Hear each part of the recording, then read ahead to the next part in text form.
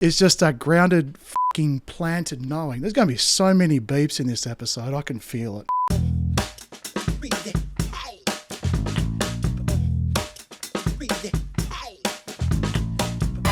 Hey guys, welcome to another episode of the Remind podcast. I'm Dr. Ashleigh Moreland and I am joined by David Masterton. Now, Dave is a beautiful friend of mine and obviously my co-host for this podcast. And today we are going to give you a little bit of a sneak peek into just a conversation between two friends, because to be perfectly honest with you, I'm feeling the kind of depleted that a good night's sleep is not going to fix. And Dave is in a bit of a season as well. So we are just going to be raw and real today. We don't have a plan of where this conversation is going to go. We're just going to chat, and hopefully it supports you to feel seen and heard and understood in this season as well, because I reckon everywhere I look, people are exhausted, depleted, there's stuff going on in their world. And like, I'm talking big stuff, like not just the little everyday annoyances, but big stuff that seems to be happening for people. So grab a cuppa, sit down, join us, get your little fingers typing in the comments and be part of our conversation, because we would love to hear from you too. So, Dave, let's start with a nice deep breath.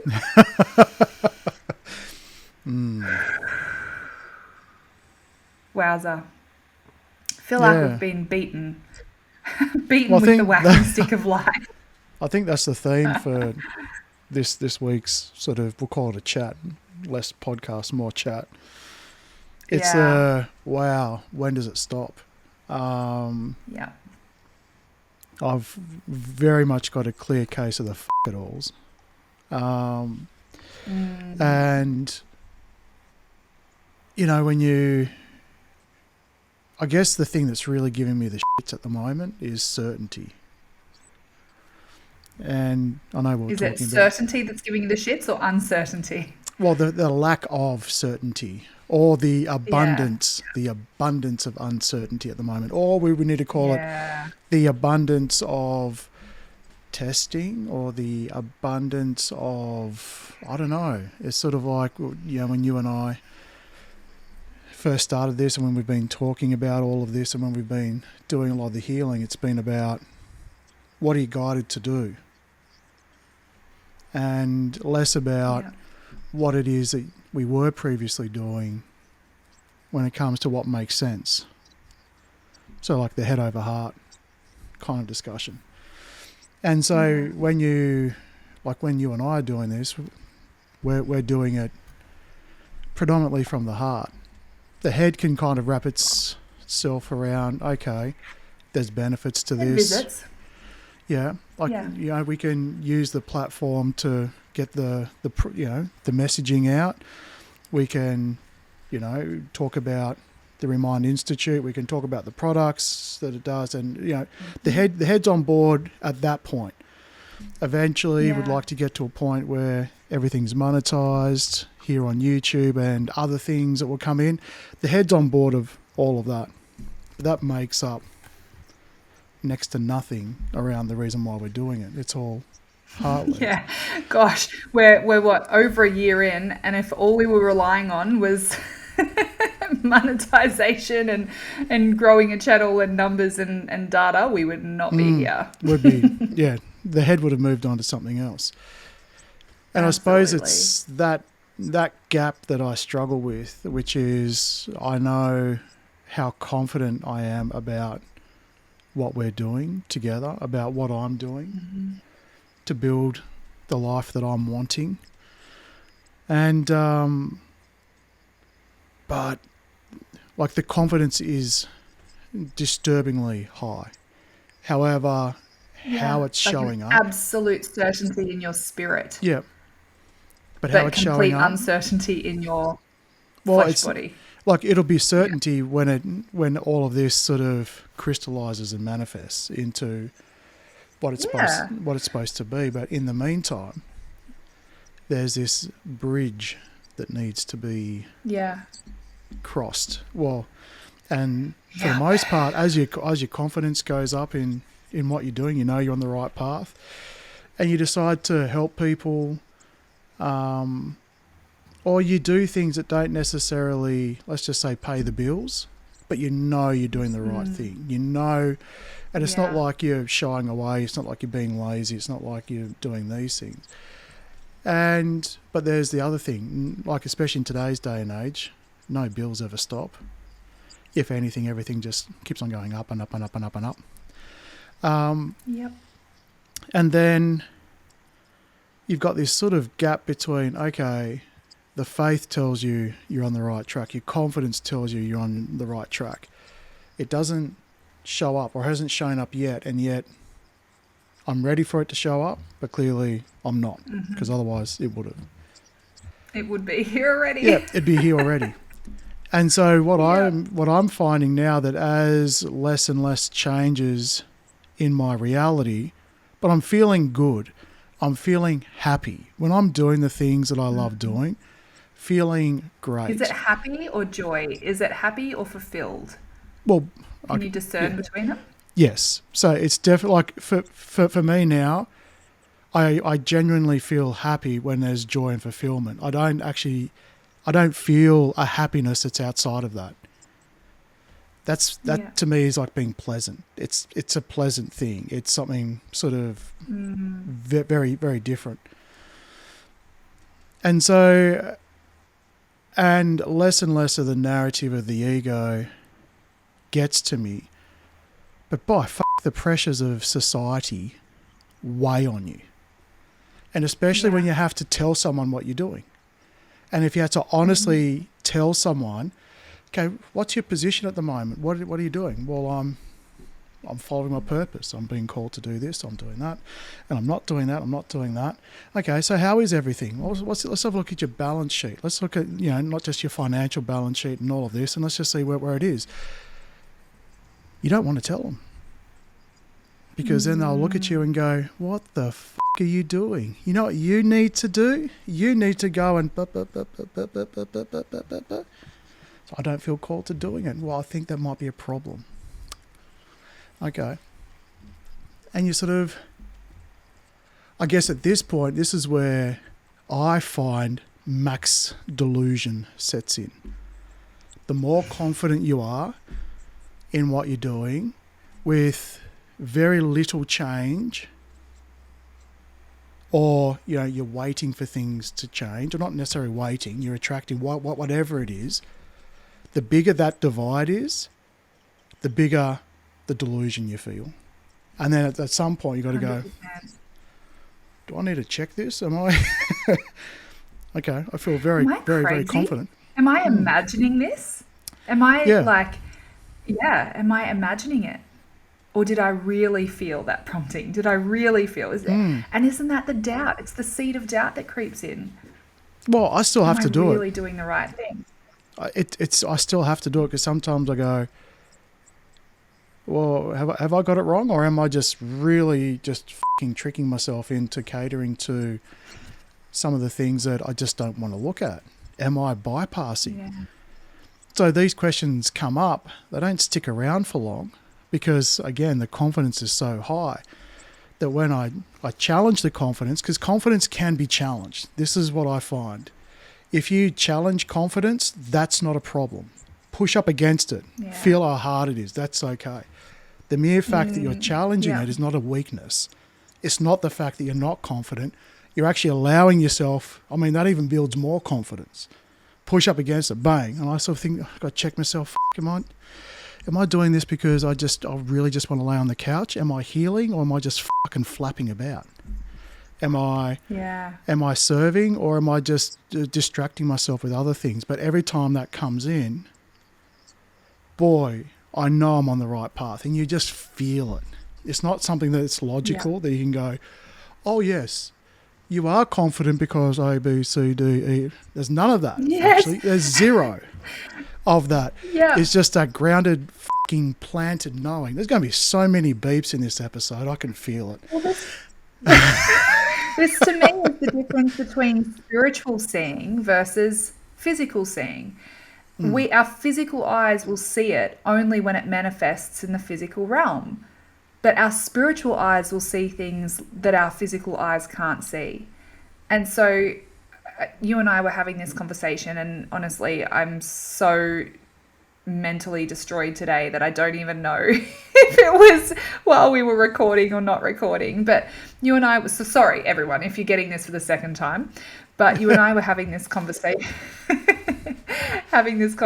around like feeling with every cell of your body and the ugliness of real spiritual practice, where spiritual practice is day-to-day life. Spiritual practice is the walk. It's being so tuned in to your sense of self, into your body, into your intuition, into those spiritual promptings that you absolutely obey what your spiritual eyes see and what your spiritual ears hear, even if your physical eyes and ears are not seeing it yet or hearing it yet. And even if it doesn't logically make sense, even if you see it on the two-dimensional piece of paper and every bit of evidence points towards you are an idiot. What are you doing?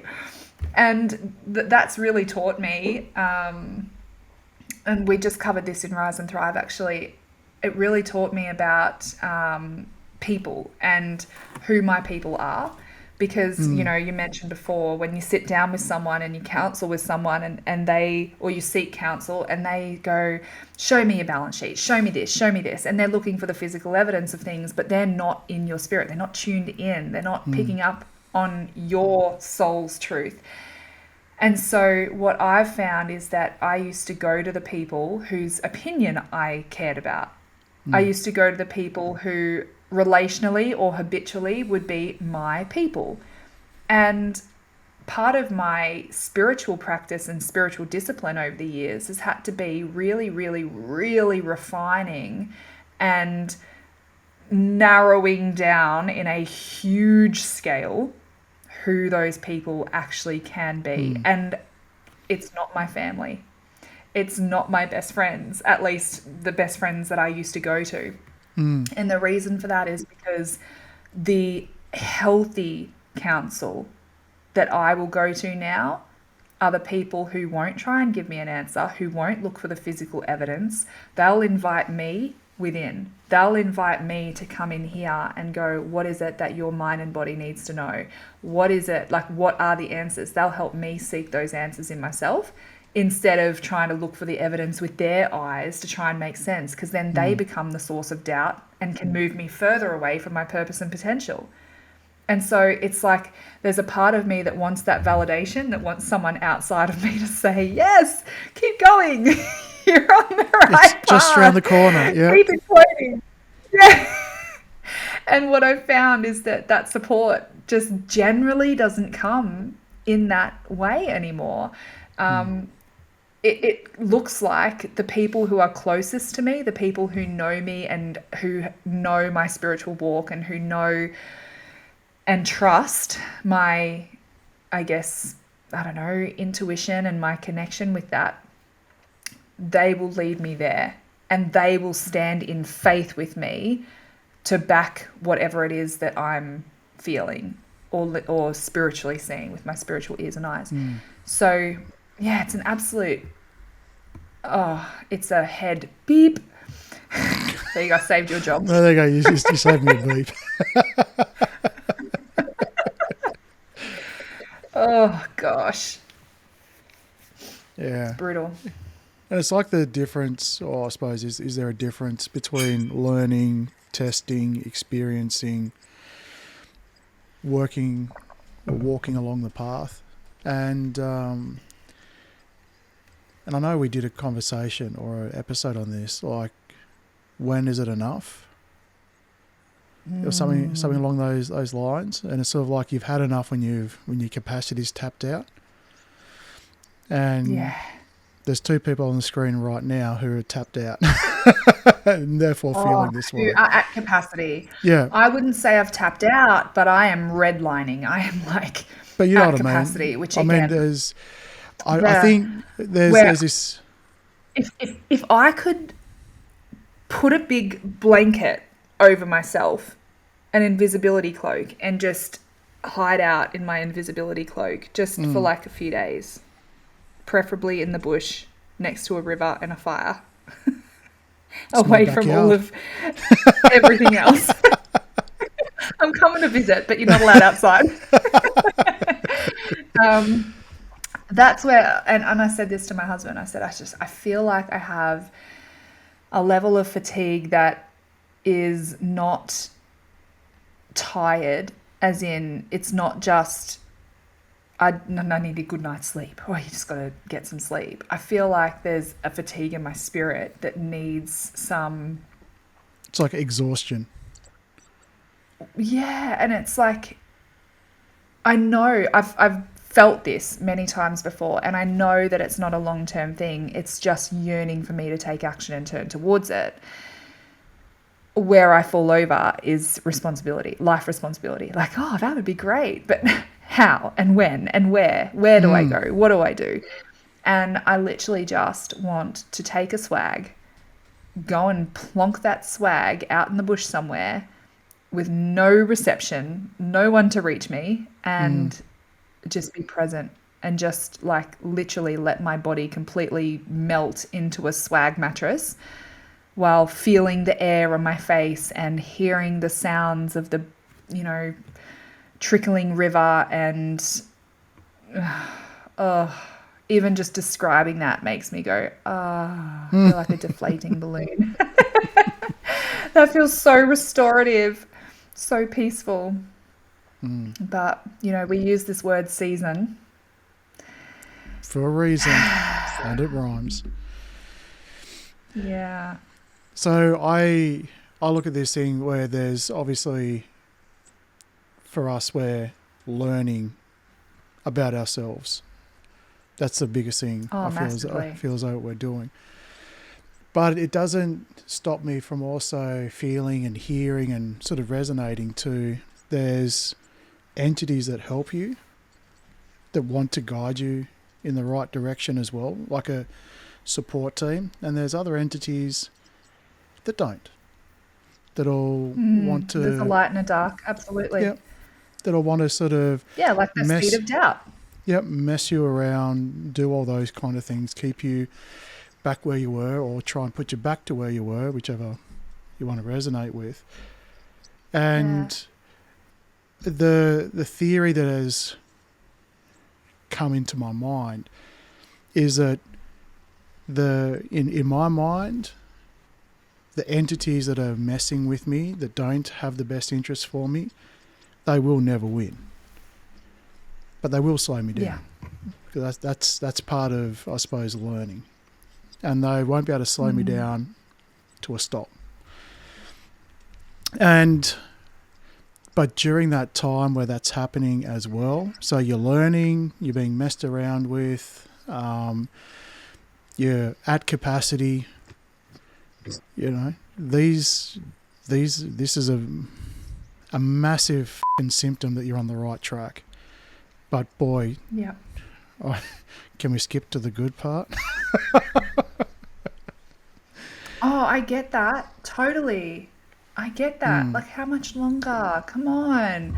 And I think because we, as we were saying, there's no physical manifestation of this. We can't see a finish line. We can't see when it's going to be resolved. We can't see, and I'm talking about, gosh, we've done so many episodes now on when it feels like everything's piling on, or when you're in a storm and all that sort of stuff. And so I'm talking about not just a thing in my life. I'm talking about a whole series of things in my life that's just all there, all at once.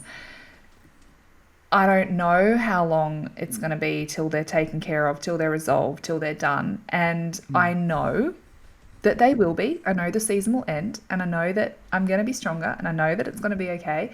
And here's Harry and Sally, because Harry wants to say, this sucks and I'm so tired, make it stop, and I don't want to do this anymore, and it's not fair, and this and this and this and this. And Sally is just gone, I'm here. I've got you. Everything's going to be okay. The season will pass. the rainbow's just around the corner. The sun will come up tomorrow. And so I'm like, it's both. We can be both. And I think that's a huge lesson for me. And always, I learned this lesson years ago, and I continue to learn this lesson, is to make it okay to be both. To make it okay to give myself permission to have my little tantrum give myself permission to feel what I'm going to feel, but then get on with it. Because like you said, that thing is going to be there, but it's not going to stop you. And is it going to slow you down? Well, yeah, if I have to create space and time in my world to have a tantrum, that's going to slow me down a little bit. But equally, allowing it and giving it permission to be there is going to help me speed up. So it moves me closer to the end goal. Yeah, it's interesting. Even just this morning, just following on from that, I was in a bit of a pissed off mood. And because I'm doing what I know I should be doing, but there's this unfairness narrative running in my mind. Or when is it going to be enough, or all of this. And so, and I was pretty committed to this feeling. And then I saw something that made me want to smile. But I stopped myself from smiling because I'm like, fuck you, I'm not smiling. I was so committed to it, right? That's awesome. And it reminded me of times where you're really pissed off and then someone tries to help you out of it. And you get even angry at that because you're like, oh, don't take me out of this mood. And I realized at that point, I was 100% choosing to be in this mood. And I went, oh, okay. So what's going to happen if I do smile? And does it stop it from being unfair, or can I somewhat change my perception? So I forced myself to actually have a bit of a smile, because I was fighting against myself, not even to. I've got an image of my daughter in my head at the moment, because she does this thing and every muscle in her face will be moving towards a smile, and she'll go. She's trying to hold it in. It just looks hilarious. I could see her just on the cusp of about to burst into laughter, but she's so committed to her grunts that she just tries holding on to it. Yeah, just holding on to it. And I thought it was quite interesting that even at that point, it was just that fact that I went from replaying in my mind the things that I wanted to change and the things that I thought that were being unfair, into something that genuinely it made me feel good, but I wouldn't smile because it's sort of like I need to prove against the universe or something that I'm not happy. And if I'm not happy, you'll do something about it. But the funny thing is, it's all up to me to change it. Yeah. If only it was enough for us to just throw a tantrum and we'd get our own way. If manifesting was that, oh my God, how easy would it be? You wouldn't learn a hell of a lot, but geez. And then I start to think, well, that's how I used to deal with things. If I stayed in a pissed off mood long enough, someone would ask. Someone would respond. Someone would do that. But because this is a uniquely healing journey, which is just me against me, and that's all healing is, me against me, then I can't do that anymore. But it would be really nice if I got some external validation. But again, that's not the healing journey, is it? Who signed up for this? Oh my God. Yeah, who? Honestly, sometimes I look at the people, coming into Rise and Thrive. We just finished, right? So this week we just had a new round start and our previous round finished. And I look at the people who are on their way out and they're like, their lives are unrecognizable in 10 weeks. They're like different people. They're thriving in so many areas of life. Do they still have stormy periods? Yes, absolutely. Do things still annoy them? Yes, absolutely. But they have this sense of calm and this peace and this connection with their sense of self, and there's etc. And then I look at the people coming in and I go, you guys are in for a hell of a ride. I know what they had to go through to get there. I know what I've had to go through to get here. You guys, I'm so sorry, because I know what you're going to have to go through. And it's ugly and it's messy and it's beautiful and it's glorious and it's confronting, and yet it's also beautiful. And And look, the biggest thing, Oh, for sure. And the thing about the rise and thrive is it doesn't fix you 100%. But it's like the old... It's not about being fixed, right? It's the old quote of, you know, you give a man a fish, he eats for a day, teach him how to fish, he'll never starve, right? That's what exactly rise right. and thrive does. It gives you the ability to weather the storm better in the future. Yeah. Or to be able to find a bit more peace in your day. Us. And I think that's what I feel. So I really, really, my prayer is that people can meet us where we're at in this episode, because I mean it's pretty real and pretty raw. This is how we are today and where we're at, but I try and be really authentic in how I run that and how I facilitate that, and I share about the things that are coming up in my world as I'm navigating it, and also how I'm navigating it, so that I can model that this isn't about having a perfect life. You can't stop the things from happening. Old mate over there is still going to do this. And, you know, I could be the most healed version of myself. And guess what? I'm still going to have literally no floor in my bathroom at the moment. I can see the beams of my house in my bathroom at the moment because it rotted. Guess what? That would have happened whether I was the most healed, fixed version of myself or not. And so the things outside of us are still going to happen. The opportunities for us to practice our responses to life are still going to present themselves. And in fact, what I've found is that the closer we get to our sense of self, probably the more profound those opportunities are. Awesome. Yep. So sign up, guys. It's just... Go us. Look, in all of that, I will say I still would choose who I am and where I'm at in my life today over who I was and where I was at in my life 6 years ago every day of the week. And I know that the Ash in 5 years from now is going to say that about this. And I know that in order for me to get to that Ash 5 years from now, I'm going to have to go through the stuff. I'm going to have to navigate storms. I'm going to have to lean in. I'm going to have to, you know, commit to my healing and my growth and my journey. But it's also okay for it not to be super fun all the time along the way, and for us to hit a point where we just want to...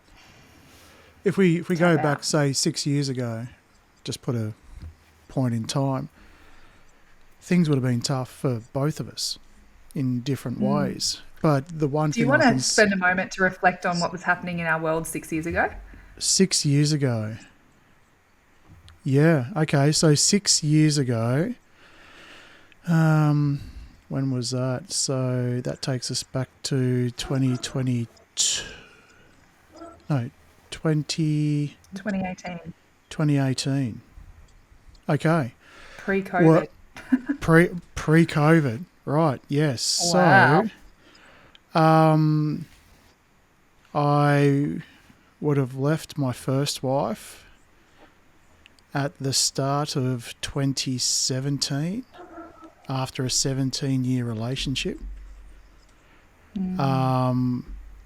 Then very much quickly jumped into my second marriage.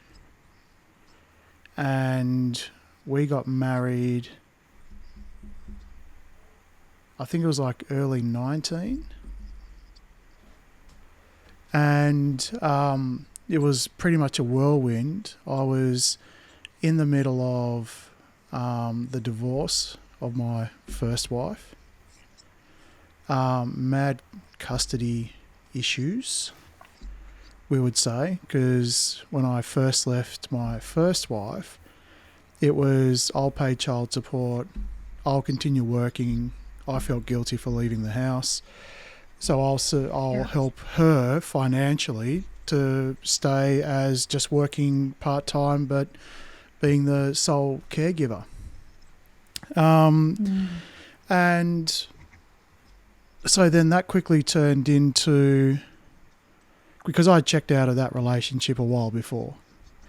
So when it finally happened, I didn't spend much time smelling the roses or having to grieve a relationship that I'd probably was out of for quite a long time. So I moved on, and that was, she felt she had very strong feelings about me moving on so quick, which then translated into the kids sort of watching their mum process that. And so, and at the same time, finding my second wife. And then, so on one side, I was still working full-time in a job that didn't really hadn't liked for quite a while because the culture was pretty crap. But I stuck at it ultimately for just under 10 years. The place, the culture of that place got me to a point where I didn't like the person I was, and I still left 4 months before 10 years. So I actually gave up long service leave because I'm like, I can't even stomach this next 4 years. Sorry, 4 months. 4 months. Yeah. And then so if you go to you didn't like the person you were, can you describe the person you were? Yeah. So who were you? How were you showing up? I was showing up doing just the absolute minimal required to not get your ass kicked, because that's what everyone else was doing. Because I constantly found that tell me I can't do it and then watch me do it. And there was a massive culture of that can't be done. I'm like, well, watch me. And that happened time and time again, which allowed me to grow and create a fairly significant role within this business.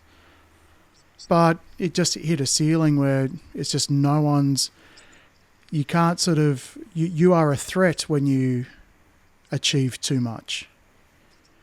Or, they want to put you in a box that they can understand and relate. So I got to a point where I just gave up and just did the bare minimum, and I didn't like it. People around me were okay. And so it just ended up being politics and management of the politics. Yeah. So the biggest difference between the guy 6 years ago, he had none of these problems that I have now. None of them. But he had a shopping list of other issues. And probably the biggest thing that kept him going was just the distraction after distraction after distraction after distraction. Yeah. And that's the biggest difference, because that guy could not stop, would not stop. He braked for no one. Yeah. Certainly I resonate with that. Yeah. Not connected to any emotions apart from frustration, anger, maybe satisfaction. That he would chase satisfaction. Pride was a big one for me. Having promotions and all the things. So all of that. But I can just remember it was this whole thing of the limiting beliefs weren't beliefs there at that stage. They were pillars. There were things that you just had to do. Literally the foundations your life were built on. Yeah. And so he was when he wasn't feeling satisfied, when he wasn't in that, I never felt joy. I felt happy. I felt excited. I felt all of those things. Deep-seated peace, calm and joy. Nope. Unless it was chemically. Or fulfillment. And again, coming back to that. Because that's kind of the point I was making. Like, I had this revelation in my life that I could feel happy and yet still be deeply unfulfilled in my life. And I had no frame of reference that life wasn't just about chasing happiness. Happiness in the absence of fulfillment kind of is very fleeting. It makes you very vulnerable, and you kind of only ever working towards the conditional happiness around the corner of the next thing. Because as I said, pride was a big thing for me. I'll do my little trip down memory lane in a sec. But I'm loving this because when you said fulfillment, I went, actually, I did feel fulfillment when I'd prove someone wrong. When someone would challenge me and I was able to do something that made them look like crap. Or, it was just, but it wasn't true fulfillment. Again, I'll probably then put it into that sort of satisfaction. So it was very transactional, very tit for tat, and so long as I was focused on those things, man, it's sort of this type of thing that you and I are going through now. He had no idea. He had none of those issues because he was just so focused on all the other stuff, but then getting all swept up. Yeah. One of my mentors, I will never forget this. She said, our spiritual journey is all about getting better quality problems.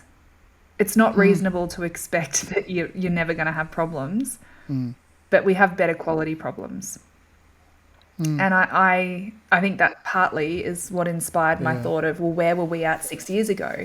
Because for me, so 2018, in 2018, I moved back from Bathurst to Melbourne. So I took a job at a university in Melbourne, a fairly big university in Melbourne. My marriage was at the absolute end of its tether. So that was kind of a last-ditch effort for us that wasn't really an effort because kind of unconsciously the decision had already been made. I'd been solo parenting and living in another state from my husband for over 4 years at that point. Wow. But it was kind of like the thing that we did to say we tried, even though I don't know if there really was trying. Anyway, so at that point I was deeply unfulfilled, highly strung, highly anxious, probably throw in a bit of depression there. My job was everything. I was married to my job. So that's where I got my significance. That's where I felt important. That's where I felt worthy.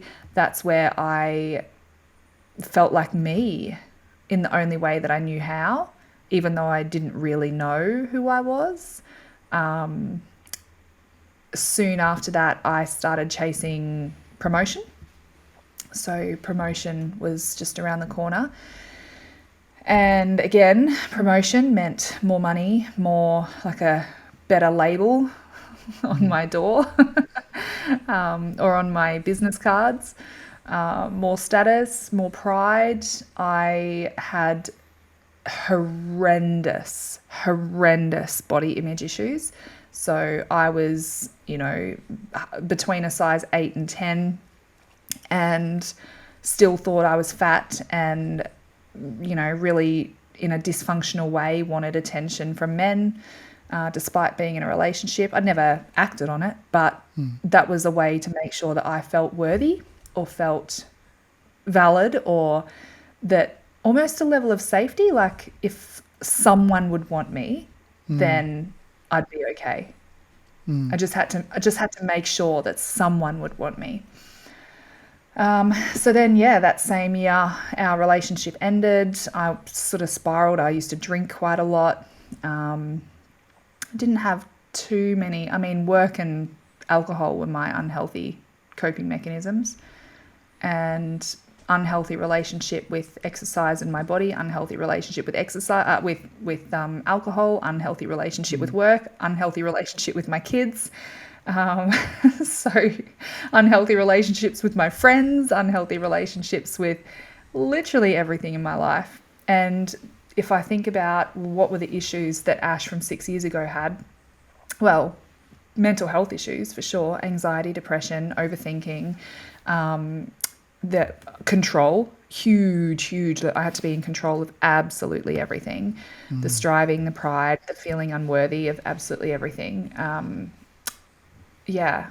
Her issues, even just speaking about them, it literally feels like I'm talking about someone else's life. And when I think about where she was, the Ash from 6 years ago didn't know that life could be any different because I hadn't seen it.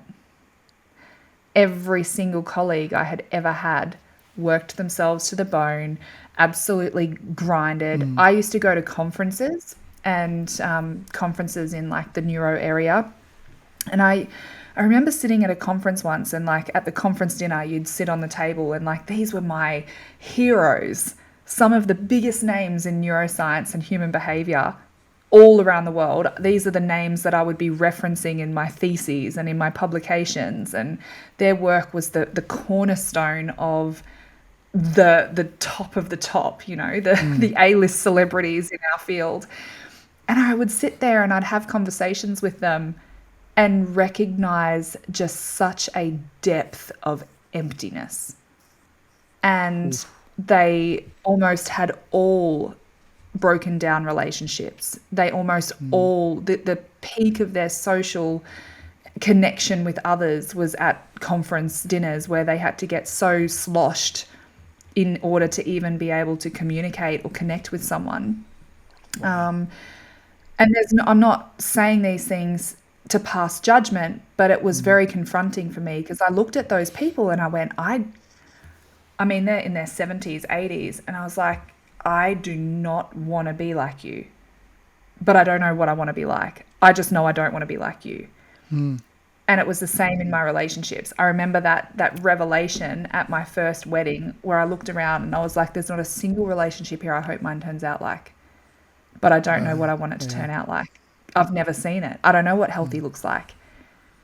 I don't know what a deeply fulfilled, on purpose, on fire, with a strong sense of self academic looks like. I've never seen one. I've only ever seen dysfunction, caffeine and alcohol addiction, overwork addiction, constant external sense of self-worth. I've never seen a psychologically and emotionally healthy academic. Never. I've never met one. And so, yeah, it was really confronting. But like people on the outside would look at my life and go, wow, she's so successful. Wow, she's got this. Wow, she's got that. Wow, look at that. And oh my gosh, I would never trade places with her and take her problems.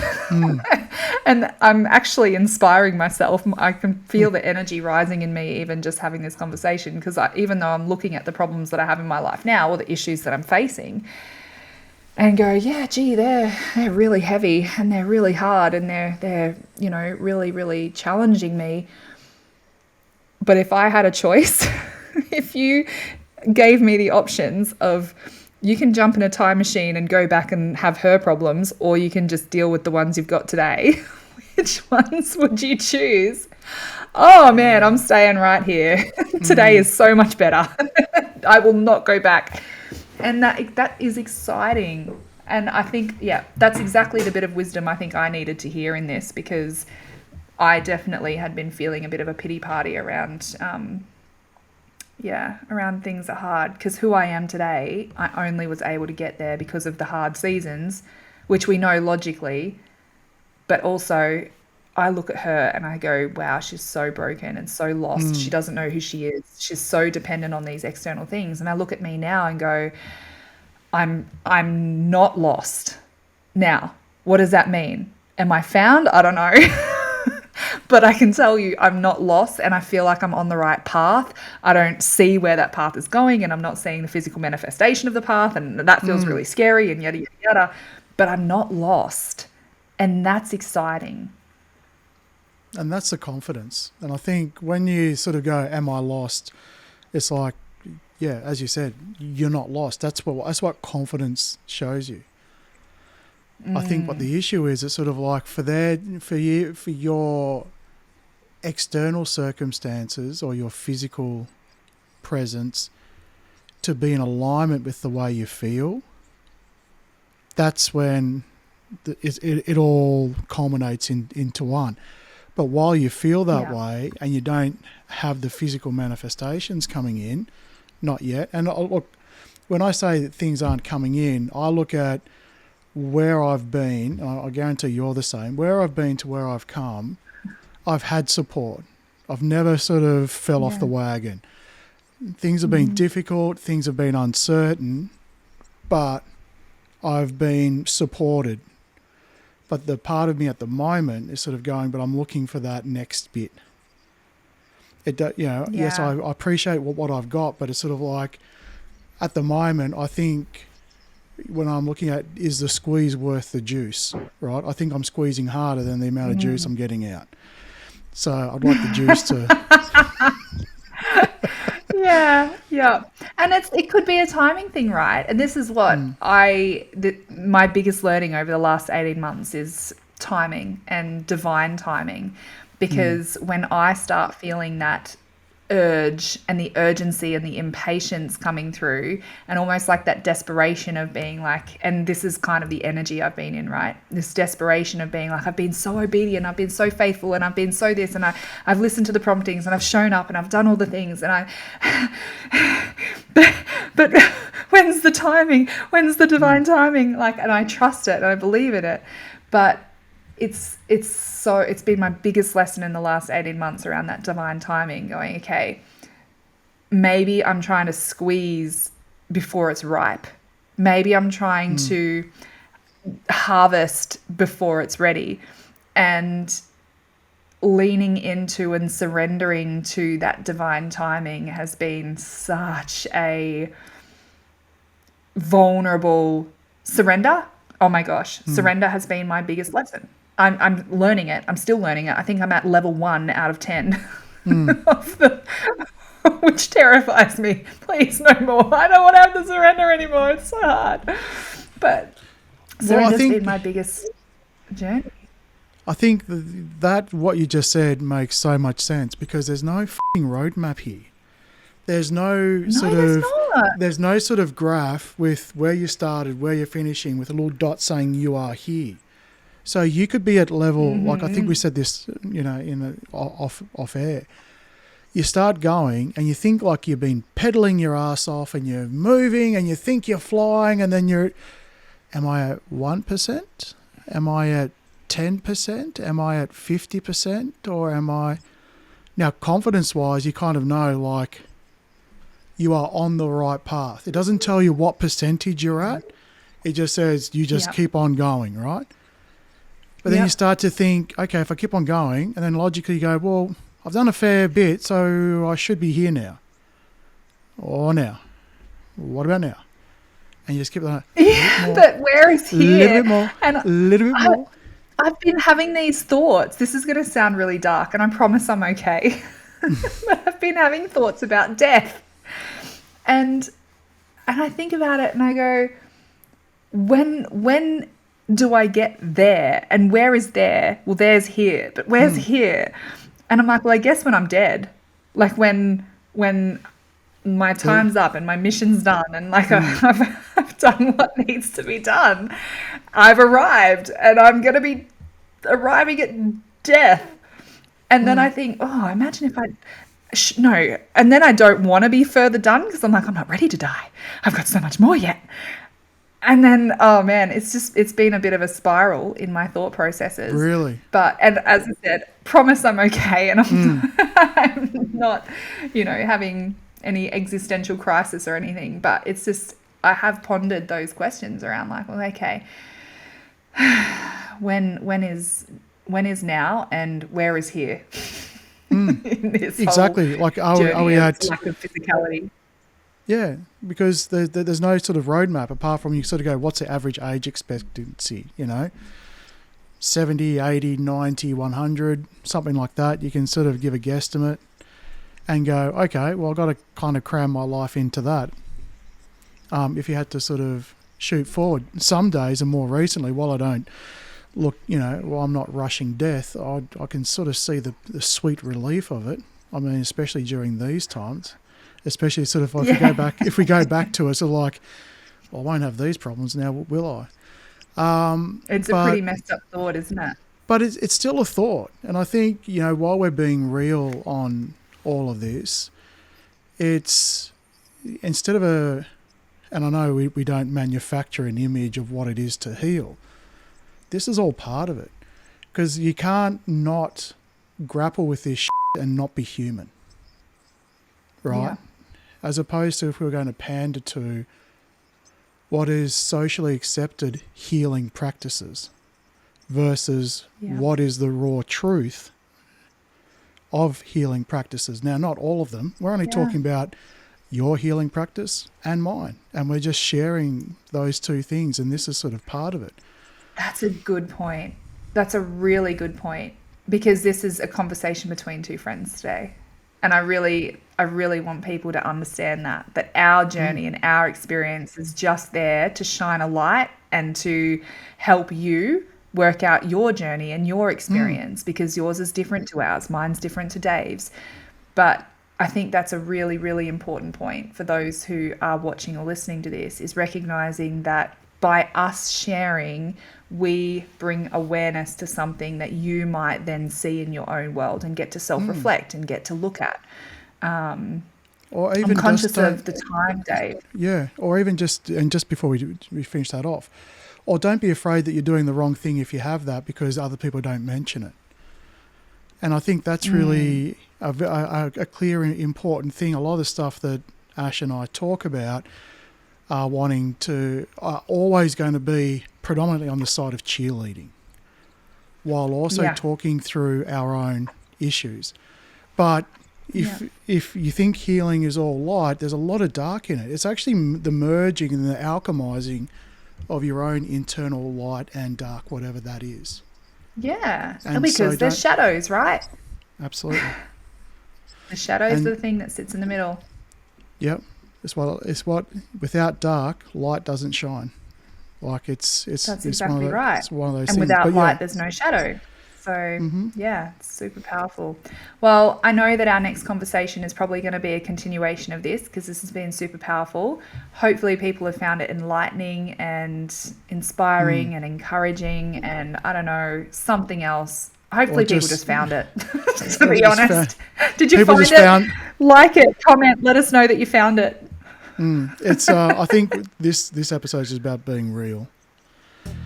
So until next week, people, thank you for sharing, Ash. Bye, guys.